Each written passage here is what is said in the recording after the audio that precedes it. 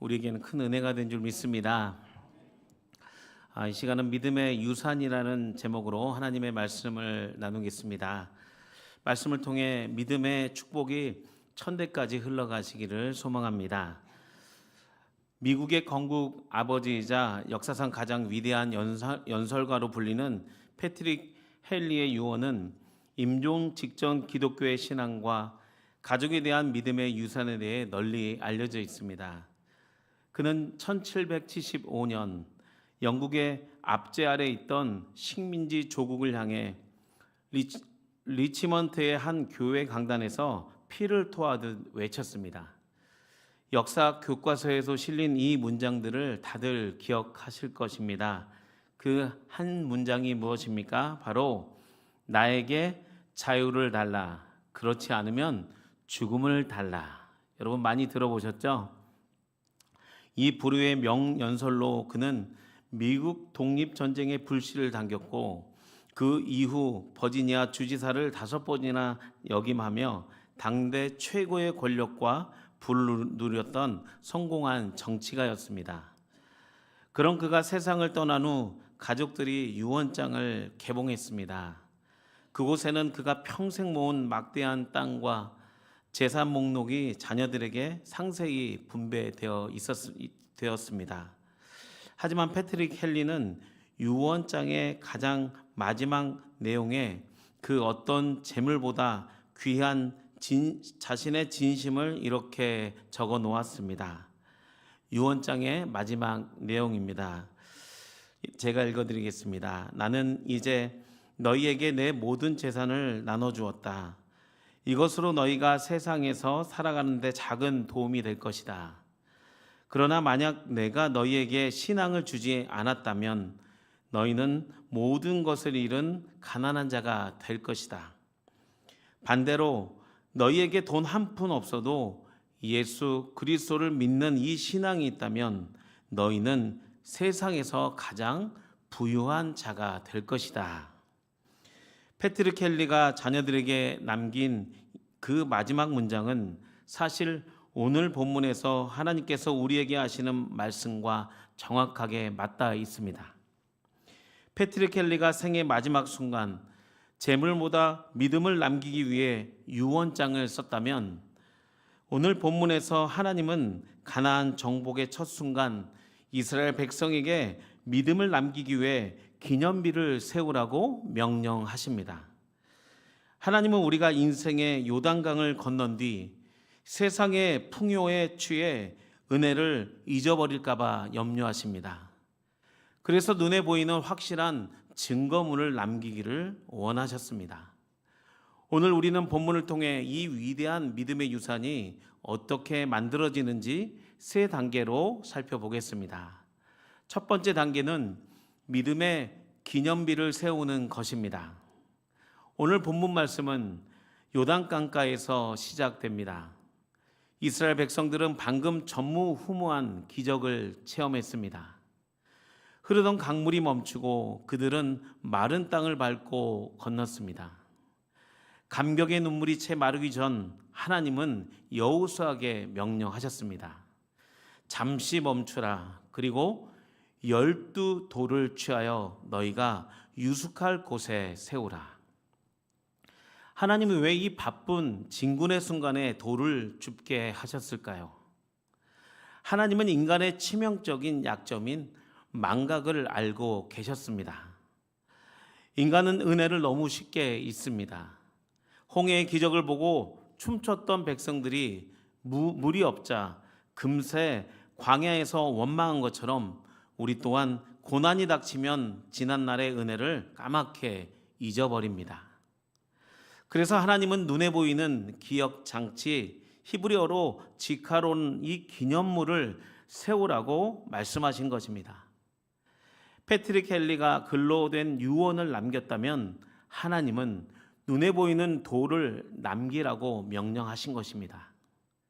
우리 시대에도 이렇게 온몸으로 믿음의 돌탑을 쌓은 분이 계십니다. 바로 한국 교회의 영적 거장이자 존경받는 목사님이셨던 고 한경직 목사님이십니다. 경기도 광주 남한산성 깊은 숲속에 가면 목사님께서 은퇴 후에 27년간 머무셨던 영락우림이라는 곳이 있습니다. 한국교회를 대표하는 목사님의 사택이라기엔 너무나 좁고 작고 초라한 불과 18평밖에 남짓한 단층의 건물입니다. 그러나 그곳은 그 자체로 하나의 거대한 믿음의 기념비입니다. 이미지를 보시면 이것은 제가 직접 가서 사진을 찍어 왔는데요. 이 집을 보면 이렇게 길게 되어 있어서 거실도 없고 이 양쪽에 방이 있는데 이 복도로만 연결되어 있습니다. 그리고 중간에 부엌이 있는데 부엌에 식탁을 놓을 데가 없어서 이 싱크대 바로 옆에다 식탁을 놓았습니다. 그렇게 아주 좁고 초라한 그런 집이었습니다. 이 목사님의 추모 영상을 보면 내게는 집도 땅도 통장도 없다라는 이 유언과 함께 평생을 무소유로 사신 흔적들이 가득 남겨져 있습니다. 세상 사람들은 거대한 비석이나 동상을 세워서 자신을 기억하려 합니다. 하지만 한경림 목사님은 청빈한 삶, 욕심을 비워낸 그 거룩한 흔적 자체를 후대에게 보여줄 12도를 남기신 것입니다. 그 낡은 집과 소박한 유품들은 우리에게 이렇게 말하는 것 같습니다. 부활아, 나는 세상의 것을 아무것도 가지지 않았으나 예수 그리스도의 은혜로 모든 것을 가진 자였다. 사랑하는 성도 여러분, 오늘 여러분의 가정에는 어떠한 기념비가 세워져 있습니까? 자녀들이 여러분의 뒷모습을 볼 때 무엇을 기억할 수 있습니까? 우리 부모님은 평생 돈만 쫓다 가셨어 라는 기억입니까? 아니면 우리 부모님은 가장 힘들 때조차도 하나님만 붙드시고 기도하셨어 라는 믿음의 유산의 그 기억입니까?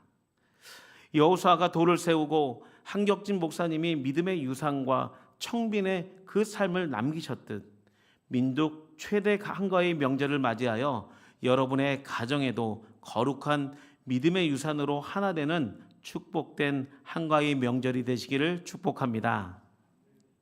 한경림 목사님은 어떻게 그런 위대한 무소유의 삶, 또 흔들리지 않는 이 믿음의 기념비를 세울 수 있었을까요? 이것은 사람의 의지만으로는 불가능합니다. 그 힘의 원천은 바로 이 두 번째 단계인 돌을 가져온 장소에 그 비밀이 숨겨져 있습니다. 위대한 비밀의 유산이 어떻게 만들어졌는지 대한 두 번째 단계는 가장 깊은 곳인 기도의 자리에서 건진 돌입니다. 하나님은 기념비가 될 돌을 아무 데서나 그리고 죽기 편한 강가에서 가져오라고 하지 않으셨습니다. 본문 3절을 함께 합독하겠습니다. 그들에게 명령하여 이르기를 요단 가운데 제사장의 발이 굳게 선 그곳에서 돌 12를 택하여 그것을 가져다가 오늘 밤 너희가 유숙할 그곳에 두게 하라 하시니라. 아멘. 기념비로 세운 돌은 강가에 있는 예쁜 조약돌이 아니었습니다.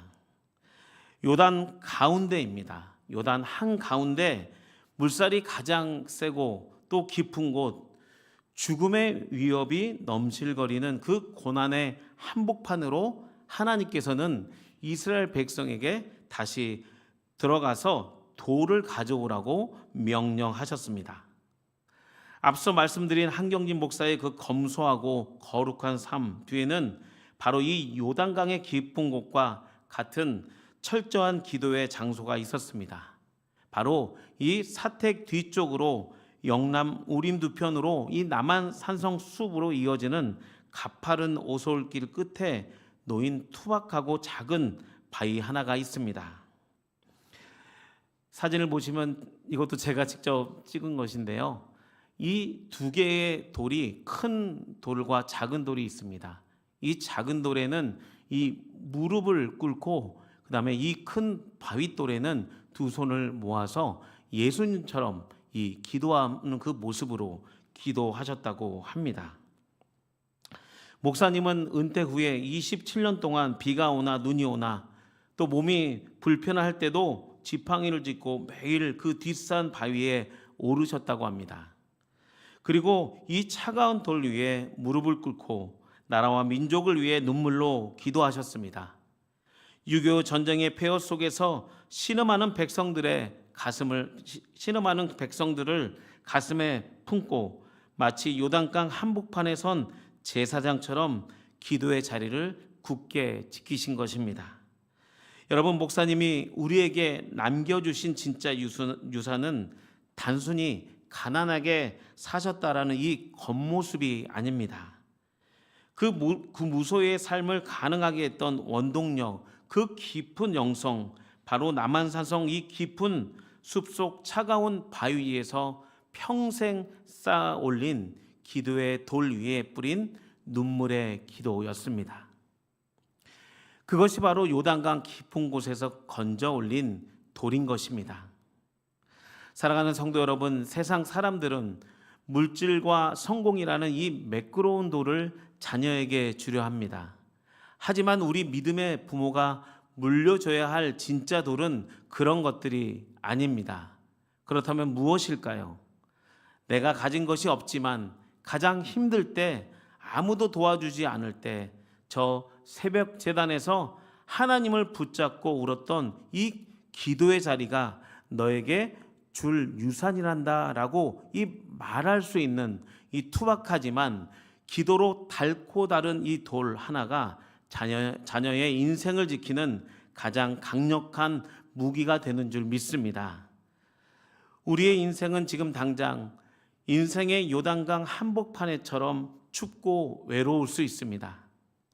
그러나 지금 여러분이 눈물로 지키고 있는 이 예배의 자리, 믿음으로 인내하며 우리 주님과 동행하는 이 자리가 훗날 자녀들을 살리는 가장 위대한 믿음의 채석장으로 또 영적인 유산이 될 것이라고 믿으시기 바랍니다.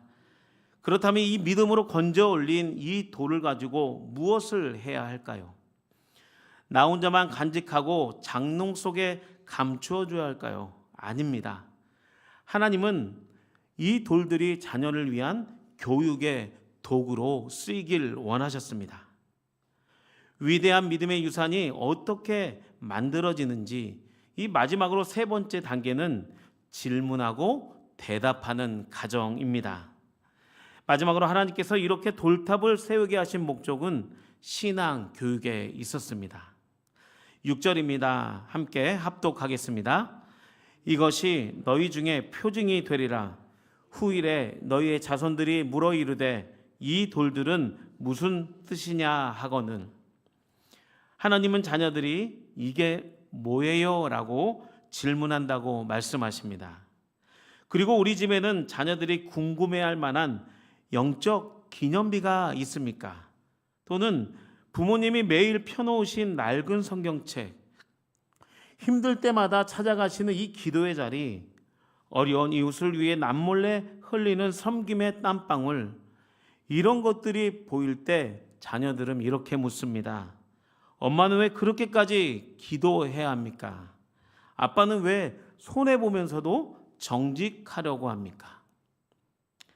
이 질문이 터져 나올 때 바로 그때가 신앙의 전수를 할 수 있는 골든타임입니다.